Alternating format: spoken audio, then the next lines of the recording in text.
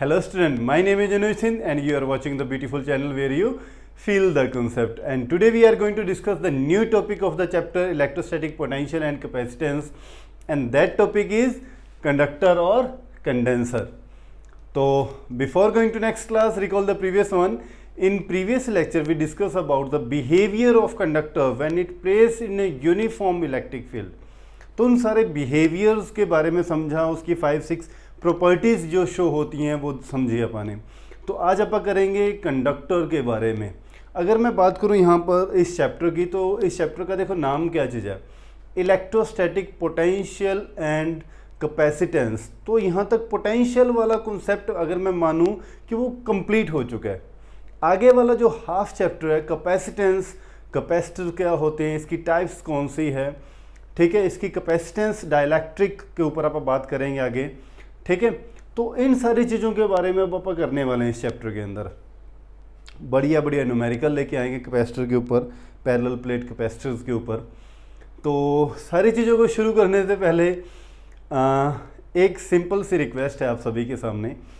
सामने क्या आप सभी के लिए है, अगर देखो आपको वीडियो अच्छी लगती है तो जब भी आप वीडियो को वॉच करते हो तो पहले लाइक ज़रूर किया करो वीडियो को, अगर अच्छी लगती है तो, ठीक है। इतना तो बनता है, कॉन्फिडेंस लेवल हमारा इंक्रीज़ होता है। बच्चे बहुत बढ़िया बढ़िया कॉम्प्लीमेंट देते हैं तो मन करता है कि इनको और अच्छे से पढ़ाऊँ मैं, है ना। तो और जो बच्चे फर्स्ट टाइम यहाँ पर आए हैं, इस चैनल पे आए हैं, तो प्लीज़ इस चैनल को ज़रूर सब्सक्राइब करें और बेल आइकन को ज़रूर प्रेस करें ताकि जो नेक्स्ट नोटिफिकेशन होगी वीडियो की वो आपको मिल सके।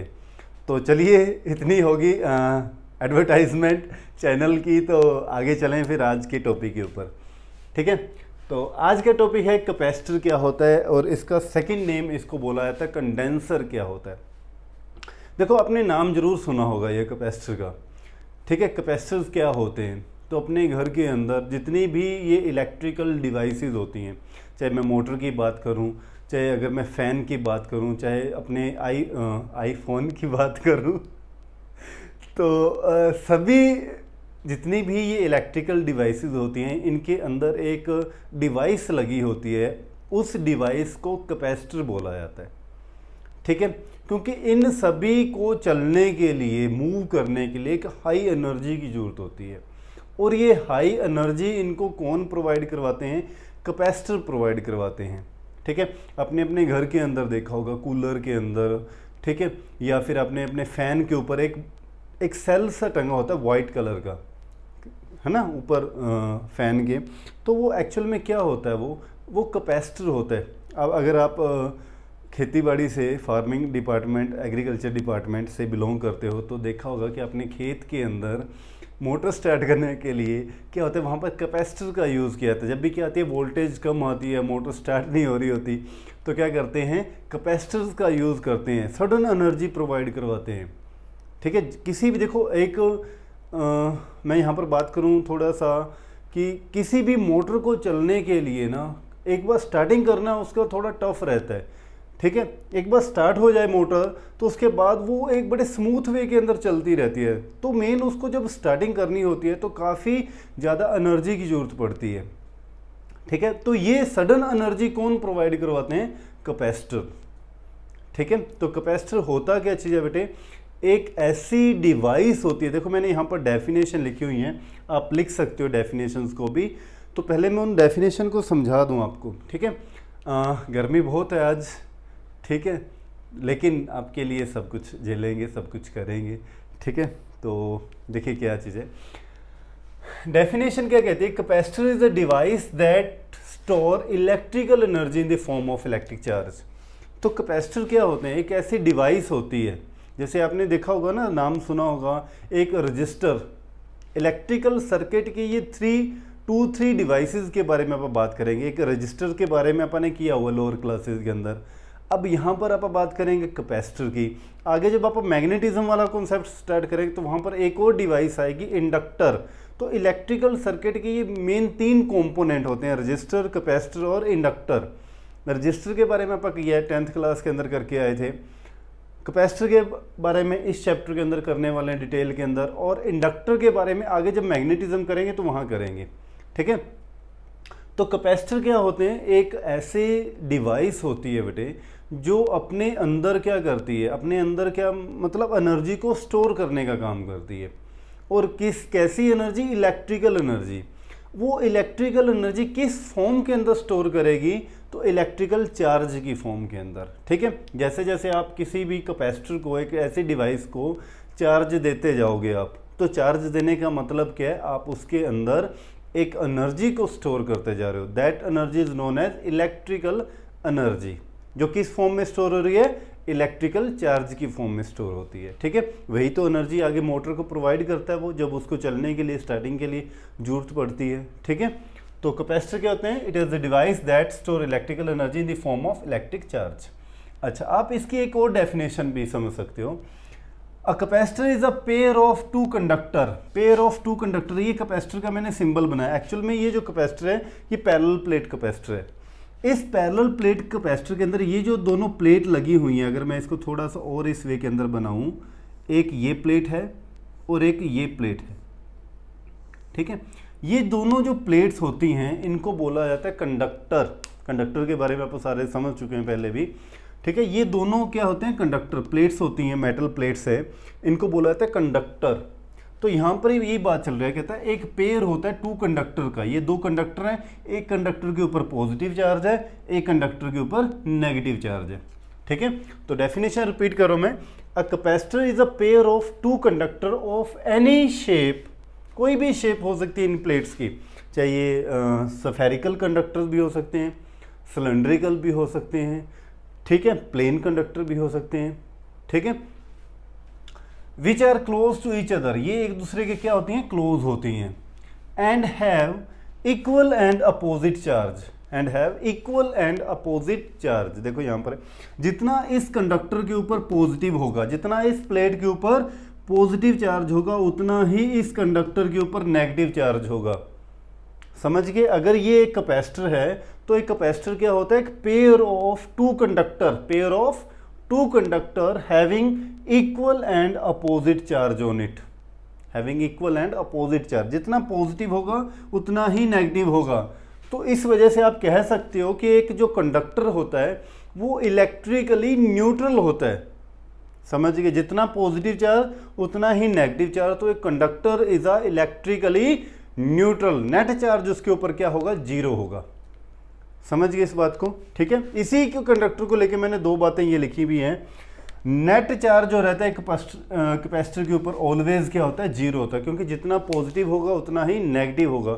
लेकिन यहाँ पर जब मैं बात करूँगा यहाँ पर कि इस कैपेसिटर के ऊपर क्यू चार्ज रखा हुआ है, इस कैपेसिटर के ऊपर क्यू चार्ज है, इसने अपने अंदर जो चार्ज स्टोर किया हुआ, क्यू चार्ज जो है इसने स्टोर किया हुआ, तो वो क्यू चार्ज क्या चीज़ है, वो क्यू चार्ज होता है magnitude of the charge on each plate.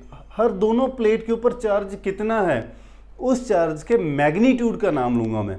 देखो, अगर जनरल आपसे कोई पूछ लेता है कि एक कैपेसिटर के ऊपर कितना चार्ज होता है, तो आप सिंपल सा आंसर दोगे कि एक जो कैपेसिटर होता है वो हमेशा इलेक्ट्रिकली न्यूट्रल होता है, नेट चार्ज उसके ऊपर हमेशा क्या होता है, जीरो होता है। ठीक है, और अगर मैं बात करूँ कि एक कैपेसिटर के ऊपर चार्ज तो है, आप कह रहे हो जीरो है, तो वो चार्ज कौन सा होगा, वो सिर्फ मैग्नीट्यूड की बात करेंगे। वो आप बोलोगे उसके ऊपर जो मैग्नीट्यूड है चार्ज का, वो क्यू चार्ज है प्लेट्स के ऊपर। ठीक है, जिस चार्ज की आप बात कर रहे हो। वैसे अगर टोटल चार्ज की मैं बात करूं, नेट चार्ज की मैं बात करूं कि कैपेसिटर के ऊपर कितना होता है, तो वो इलेक्ट्रिकली न्यूट्रल होता है। नेट चार्ज क्या होता है, कैपेसिटर के ऊपर जीरो होता है। ठीक है, इसी बात को मैंने यहाँ लिखा भी है बेटे कि net charge on a capacitor is always zero, but when we speak of the charge Q on a capacitor, it was refer to the magnitude of the charge on each plate. वो जब मैं charge Q की बात करूंगा तो वो मैं इस प्लेट के ऊपर कितना चार्ज है उसके मैग्नीट्यूड की बात करूंगा। ठीक है, गॉट इट। अच्छा, एक पॉइंट और यहाँ पर आपको जो नोट करना है, राइट कर लीजिए। ठीक है, फिर लिखवाता हूं मैं। हाँ जी, देखिए क्या चीज। सेकंड पॉइंट इसके ऊपर एक और समझना कि जैसे ये मेरे पास कैपेसिटर है, मैं इस कैपेसिटर को यहाँ बना रहा हूँ। ठीक है, सपोज ये इसके ऊपर पॉजिटिव चार्ज है और ये इस तरफ क्या नेगेटिव है, ठीक है। या फिर मैं बात करूं कि अभी मैंने कैपेसिटर लिया है और इस कैपेसिटर को चार्ज करने के लिए मैंने एक बैटरी के साथ इसको कनेक्ट कर दिया, ठीक है। अब मैं क्या करता हूं कि चार्ज फ्लो करना शुरू कर देगा इसमें से। जैसे ये चार्ज फ्लो करेगा तो ये कैपेसिटर चार्ज होना शुरू हो जाएगा। ये अपने अंदर चार्ज को स्टोर करना जो है, कैपेसिटर जो है वैसे चार्ज को अपने सरफेस के ऊपर स्टोर करता है, अंदर नहीं चार्ज होता कैपेसिटर के। ये चीज़ें आप कर चुके हैं ना। नेट चार्ज होने कैपेसिटर क्या होता है, उसके अंदर जीरो होता है, सारा का सारा चार्ज उसके सरफेस के ऊपर होता है। तो सरफेस के ऊपर चार्ज जो है वो रिजाइड होना शुरू हो जाता है। तो क्या होता है यहाँ पर, कहानी क्या रहती है कि एक जब आप बोलोगे कि ये कैपेसिटर फुल चार्ज हो चुका है, कैपेसिटर फुली चार्ज हो चुका है, ये फुली चार्ज कब होगा, जब इसका पोटेंशियल डिफरेंस, दोनों प्लेट के बीच में जो पोटेंशियल डिफरेंस है, ये पोटेंशियल डिफरेंस बैटरी के पोटेंशियल टर्मिनल के बीच में जो पोटेंशियल डिफरेंस था उसके इक्वल नहीं हो जाता, तब तक कैपेसिटर चार्ज होता रहता है। जब इसकी प्लेट के बीच का जो पोटेंशियल डिफरेंस और इसके टर्मिनल के बीच का जो पोटेंशियल डिफरेंस है, जब ये इक्वल हो जाता है तो आप बोल सकते हो कि कैपेसिटर क्या हो चुका है, फुली चार्ज हो चुका है। उस टाइम पे जो चार्ज है, जो ये चार्ज जो इसको क्या करवा रहा था, फ्लो कर रहा था इस सर्किट के अंदर, उसका फ्लो क्या हो जाता है, रुक जाता है। तो उस टाइम कैपेसिटर क्या हो जाता है, फुली चार्ज हो जाता है। तो आपको यहाँ पर जो एक मेन ध्यान रखने वाली कंडीशन क्या है कि कैपेसिटर फुल चार्ज कब होता है, ठीक है। तो यहाँ पर क्या लिखोगे, the capacitor is fully charged, capacitor is fully charged when the potential difference between the plates of capacitor is same as the potential difference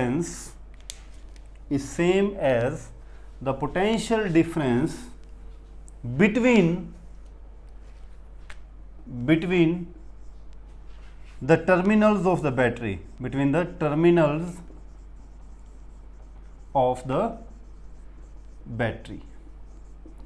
समझ में आई ये बात? हाँ जी। कैपेसिटर कब फुली चार्ज होगा, जब उसकी प्लेट के बीच में पोटेंशियल डिफरेंस जो है वो बैटरी के टर्मिनल के पोटेंशियल डिफरेंस के इक्वल हो जाए। तो उस कंडीशन में क्या होगा, चार्ज फ्लो करना रुक जाएगा, और चार्ज फ्लो करना रुक जाएगा तो मीन्स क्या होगा, कैपेसिटर फुली चार्ज हो चुका है, ठीक है। अच्छा, अब सबसे इम्पोर्टेंट थिंग कैपेसिटर के बारे में, कैपेसिटर की एक प्रॉपर्टी होती है। जैसे आपने बोला ना, रजिस्टर जो होते थे, रजिस्टर की एक प्रॉपर्टी होती थी जिसको रेजिस्टेंस बोला जाता था। रजिस्टर एक डिवाइस है और रेजिस्टेंस उसकी एक प्रॉपर्टी है, करंट को फ्लो करने से रोकने वाली, है ना। हर मटेरियल की एक प्रॉपर्टी होती है, हर मटेरियल का अलग अलग रेजिस्टेंस होता है। तो रजिस्टर क्या होता है, एक डिवाइस है, और रेजिस्टेंस उसकी प्रॉपर्टी जो करंट को फ्लो करने से रोकती है। ऐसा ही अपने पास क्या है, यहाँ पर कैपेसिटर है, एक डिवाइस है, और इस कैपेसिटर की एक प्रॉपर्टी है कैपेसिटेंस। कौन सी प्रॉपर्टी, कैपेसिटेंस। अभी मैंने बताया कैपेसिटर क्या करते हैं, ये इलेक्ट्रिकल एनर्जी को स्टोर करते हैं in the form of electrical charge. समझ में आया? कैपेसिटर क्या होते हैं, डिवाइस थी जो अपने अंदर इलेक्ट्रिकल चार्ज को स्टोर करती है, ठीक है, एक इलेक्ट्रिकल एनर्जी को स्टोर करती है। अब कैपेसिटेंस क्या हो गया, उस कैपेसिटर की प्रॉपर्टी है जो क्या करेगी, कितना चार्ज स्टोर करेगा कैपेसिटर, ये उसकी प्रॉपर्टी है। Capacitance is the property of capacitor, it is a property of capacitor.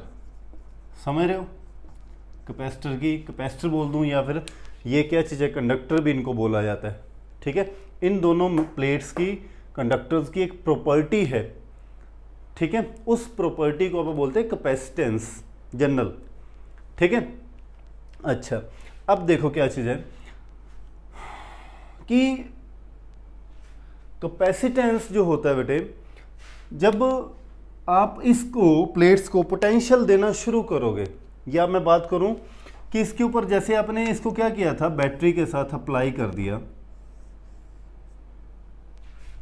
ठीक है, अप्लाई कर दिया बैटरी यहाँ पर, और इसको आपने चार्ज करना शुरू कर दिया, मीन आपने क्या दिया, क्यू देना शुरू कर दिया इसको चार्ज।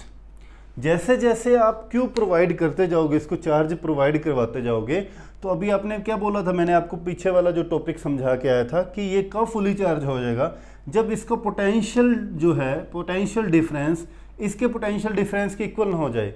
तो मतलब जैसे जैसे आप चार्ज को इंक्रीज करते जाओगे, पोटेंशियल भी इंक्रीज होता जाएगा, potential difference between two plates भी क्या होता जाएगा, इंक्रीज होता जाएगा। It means Q is directly proportional to potential difference। समझ गए, ठीक है। और यहीं से ही आप इसकी कैपेसिटेंस की आप एक डेफिनेशन भी लिख सकते हैं। कैपेसिटेंस एक्चुअल में है क्या चीज, it is the ability, it is the ability of a capacitor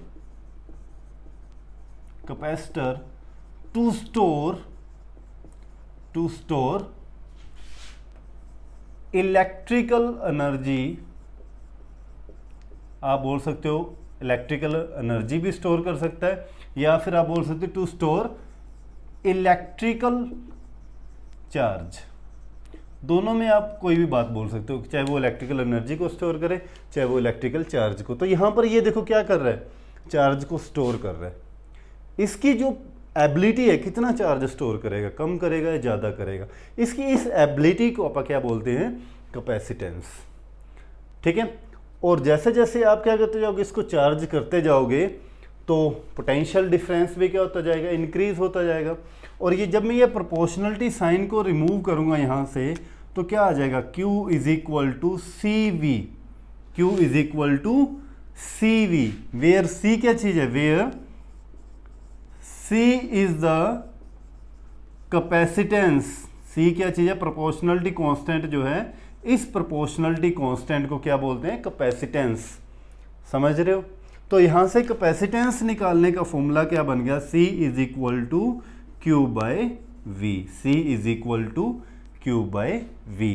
तो आप यहाँ से कैपेसिटेंस की एक और डेफिनेशन दे सकते हो कि कैपेसिटेंस क्या हो गया, एक रेशो हो गया चार्ज और किसका, पोटेंशियल डिफरेंस का, ठीक है, चार्ज और पोटेंशियल डिफरेंस का, ठीक है, समझ रहे हो। इस रिलेशन को याद रखना, आगे बड़ा काम आने वाला है। C is equal to Q by V, where C is the capacitance, Q is the charge and V is the potential difference between two plates, ठीक है। हाँ जी, लिख लेना। अच्छा, अब अगर मैं यहाँ पे बात करूँ तो इसका SI यूनिट यहाँ से बनाए कैपेसिटेंस का, क्या बनेगा, SI यूनिट ऑफ कैपेसिटेंस क्या बनेगा बेटे, चार्ज का क्या होता है, कूलाम, और वोल्ट का क्या होता है, वोल्ट होता है, कूलाम पर वोल्ट, ठीक है। और on the name of the owner, जिसने इसके बारे में बताया था, माइकल फैराडे, माइकल फैराडे के नेम के ऊपर ही इसका SI यूनिट रखा गया बेटे, दैट इज फैरड, फैरड, जिसको कैपिटल F से रिप्रेजेंट करते हैं, फैरड, ठीक है, farad represented by capital F, ठीक है। किसी दिन अपना भी टाइम आएगा कि अपन भी किसी चीज़ की इन्वेंशन करेंगे और मैं लिखूंगा SI unit of this is Thind represented by the symbol T, है ना, अच्छा लगेगा ना। यहाँ पर आएगा अनुज थिंद, और थिंद THIND स्मॉल लेटर में लिखा जाएगा, and it is represented by the letter capital T। समझ रहे हो इस बात को। हाँ, तो ऐसा पढ़ाएंगे, आज से 10 साल बाद फिजिक्स के जो टीचर होंगे वो ये पढ़ाएंगे, ठीक है। मजाक कर रहे हैं, इतनी अपनी वो नहीं है चलो ठीक है, आते हैं बेटे वापस। तो SI यूनिट क्या होगा इसका, फैरड होता है बेटे, ठीक है, या फिर आप बोल सकते हो कूलाम पर वोल्ट होता है, लेकिन सब ज़्यादा फैरड का ही यूज़ किया जाता है, ठीक है। अच्छा, और CGS यूनिट क्या रहेगा इसका, ये मैं रेज कर रहा हूँ, आप राइट कर सकते हो, ठीक है। CGS यूनिट, CGS यूनिट क्या रहता है बेटे, CGS यूनिट, CGS यूनिट रहता है इसका स्टैट फैरड, और 1 फैरड जो होता है बेटे वो 9 × 10⁻11 स्टैट फैरड के इक्वल होता है। ठीक है, और अगर यहाँ पर मैं छोटे यूनिट की बात करूँ कि farad is a very large unit, farad is a very large unit of capacitance. कैसे है इसको देखो आगे प्रूव करने वाला हूँ मैं कि फैरड बहुत बड़ा यूनिट होता है कैपेसिटेंस का। ठीक है, जो यूज़ किया जाता है ना मार्केट के अंदर, अपने को कैपेसिटर मिलते हैं और अपन यूज़ करते हैं, वो माइक्रो फैरड के अंदर मिलते हैं, 0.2 माइक्रो फैरड, 0.4 माइक्रो फैरड। ठीक है, तो बहुत छोटे कैपेसिटर का यूज़ किया जाता है। ठीक है, तो कैपेसिटर अगर मैं बात करूँ यहाँ पर तो 1 जो होता है, देखो न्यूमेरिकल पोर्शन के पॉइंट ऑफ व्यू से आपको ये न्यूमेरिकल वैल्यू जो अभी मैं बता रहा हूँ ये आपको पता होनी चाहिए। ठीक है, देखो क्या कि 1 मिली फैरड जो होगा 10⁻³ फैरड के इक्वल होता है। ठीक है, इसके बाद 1 माइक्रो फैरड जो होता है, माइक्रो फैरड 10⁻⁻6 फैरड के इक्वल होता है। 1 nano farad is equal to 10⁻⁻9 farad के equal, and 1 pico farad is equal to 10⁻⁻12 farad. ये नोट करना, अपने को न्यूमेरिकल के अंदर ये वैल्यूज़ मिलेंगी, या तो ज़्यादातर जो अपने को मिलेगा ना वो माइक्रो फैरड के अंदर मिलेगा, और जब भी अपन न्यूमेरिकल सोल्व करेंगे तो 10⁻⁻6 वहाँ पर जरूर लगाएंगे। तो ध्यान रखना ये वैल्यू 1 माइक्रो फैरड 10⁻⁻6 फैरड के और पिको फैरड 10⁻⁻12 फैरड के इक्वल होते हैं। ठीक है, नोट कर लीजिए ये बातें।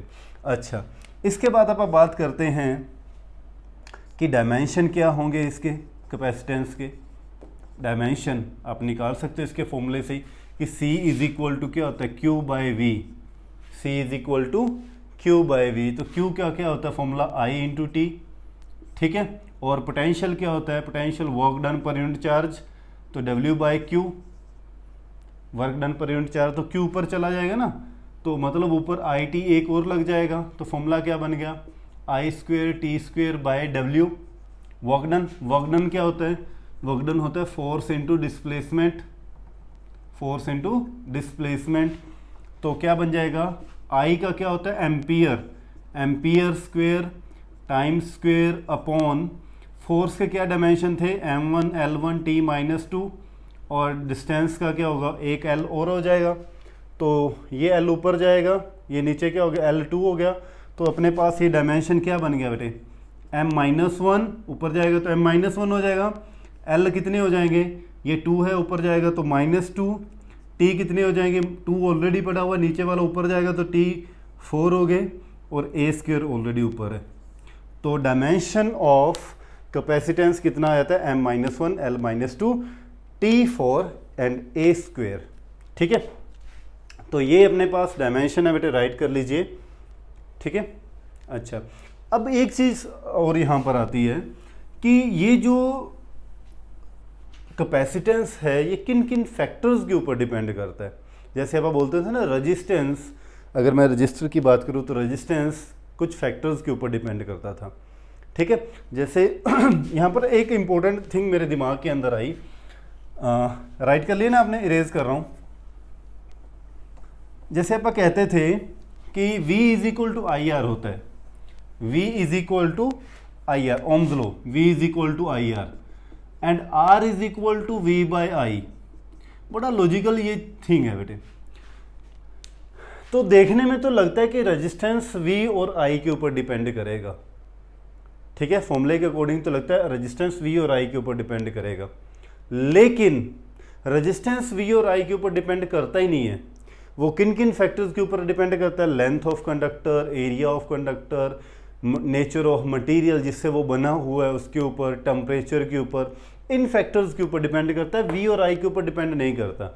सिमिलरली ऐसे ही देखो अपने पास फॉर्मूला बना है कैपेसिटर का, C is equal to Q/V।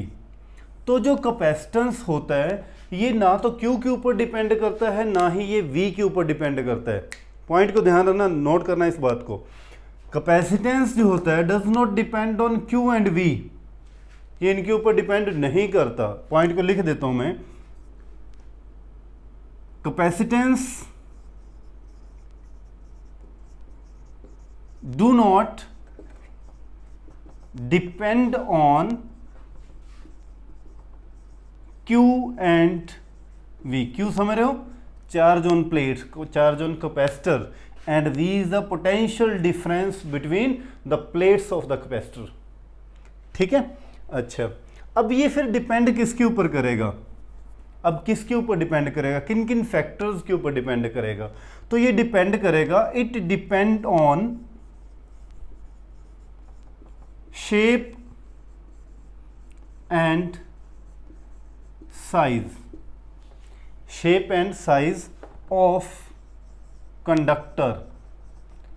Conductor की शेप कौन सी है, उसका साइज कितना है।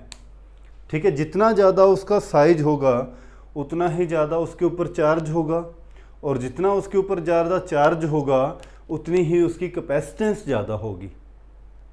समझ में आई ये बात। सेकंड थिंग, ये डिपेंड करता है कि दोनों प्लेट के बीच में मीडियम कौन सा है, मीडियम के ऊपर भी। ठीक है, it depend on the nature of the medium, nature of the medium surrounding the capacitor, surrounding the capacitor। ठीक है, तो इसके नेचर के ऊपर भी डिपेंड करता है मीडियम के। तो मीडियम इन दोनों में यहाँ पे कौन सा है, अलग अलग मीडियम के अंदर आगे आएगा कि डाइलेक्ट्रिक के ऊपर आप बात करेंगे, वहाँ पे जाके जो कैपेसिटेंस की वैल्यू के ऊपर इफेक्ट पड़ जाता है मीडियम अलग होने की वजह से। ठीक है, तो आई होप आपको यहाँ तक समझ में आ गया होगा। तो नेक्स्ट लेक्चर के अंदर लेके आएंगे टाइप्स ऑफ कैपेसिटर के ऊपर आप बात करेंगे, और बढ़िया बढ़िया सारे कॉन्सेप्ट क्लियर करेंगे आपके। तो थैंक यू सो मच, बने रहिए, मंद मंद मुस्कुराते रहिए, और वीडियो अच्छी लगी है तो प्लीज़ लाइक कीजिए, शेयर कीजिए, कमेंट कीजिए, और सबसे इम्पोर्टेंट थिंग, अपना ध्यान रखिए, घर पे रहिए, सुरक्षित रहिए। Thank you.